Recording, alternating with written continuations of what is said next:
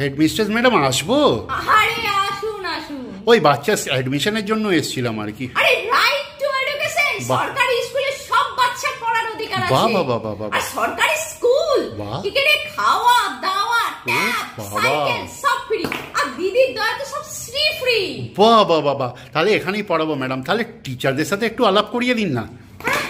Teacher তো নেই স্কুলে। নেই মানে? সব বাতিল। হ্যাঁ, কিচ্ছু নেই, সব চলে গেছে। যা, 26,000 টিচার সব বাতিল। আজকে 2 বছর ধরে প্যানেলে নাম উঠেছে, 2 বছর ধর্নায় বসে আছে, সব নেই, টিচার নেই। মনে হয় পয়সা করেই দেয়নি। হ্যাঁ, যোগ্য ওরা, কিন্তু যোগ্য হ্যাঁ পাচ্ছে না। আগামী দিনগুলোতে এখন টিচার আসার কোনো সম্ভাবনাই নেই। তাহলে বাচ্চাদের পড়াশোনা?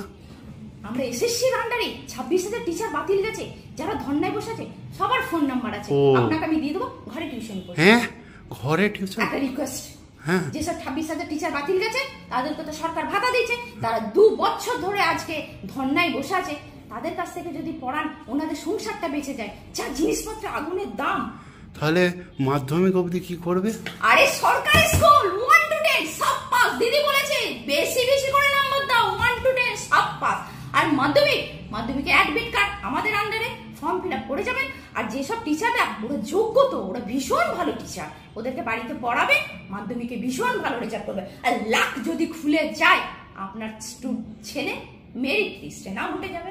তারপরে তার মানে পড়াশোনা এখন এরকমই, পুরস্কার